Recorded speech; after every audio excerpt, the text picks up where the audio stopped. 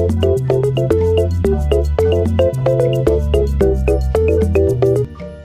guys, welcome to my vlog. Ngayon lang talaga ako maka-vlog kasi first time ko dito mag-vlog.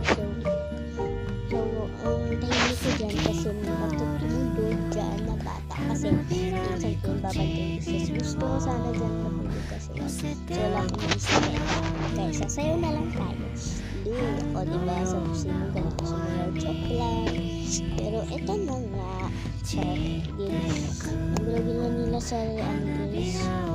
Magkula na kami guys sa pagkakas ako. Chai. Joke lang naman guys. Okay na. Sa susunod na vlog na mag-release ako. Yes guys, kung may time ako mag-release ako. So, kasi sila na guys. So, laluan ko muna yung sa kanya. Sa sipon. Kasi sinisipon siya guys. Yes.